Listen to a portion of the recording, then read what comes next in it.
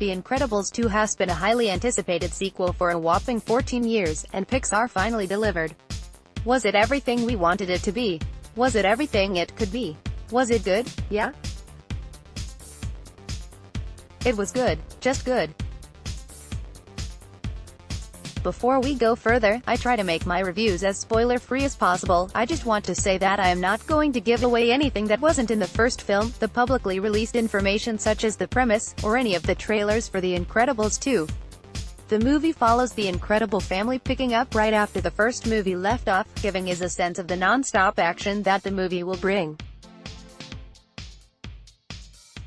After seeing the family taking on the Underminer, who showed up at the very end of the first movie, a wealthy businessman Winston Dever, played by Bob Odenkirk, approaches the parents of the family about changing the laws governing superheroes.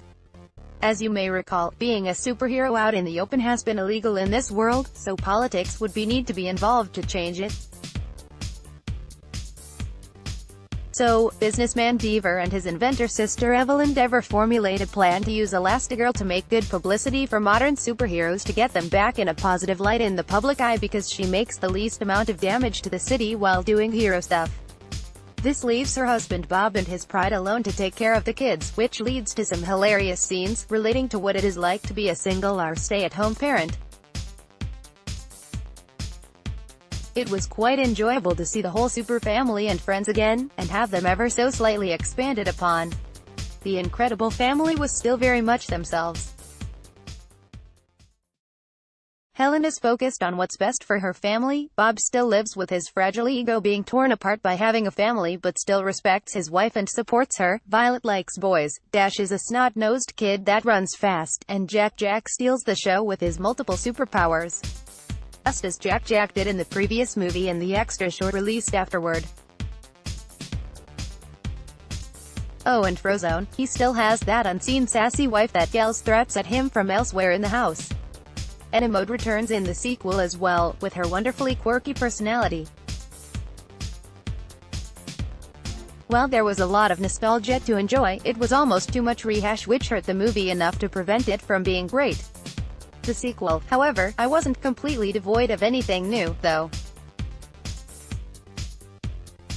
A handful of heroes were introduced and I would have loved to get to know them more, but I think that there simply wasn't the time for it.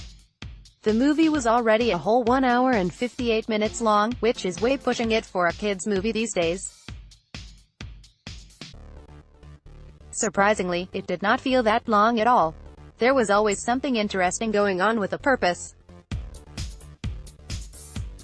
Perhaps the progression of the story was too cramped, just trying to give enough screen time to the huge cast of characters they already had, and trying to develop the villain and the wealthy siblings all at the same time. Honestly, the movie felt like a bunch of ideas that would have worked better for a TV show. There was a lot of good stuff in there, but seemingly just not enough time for it all.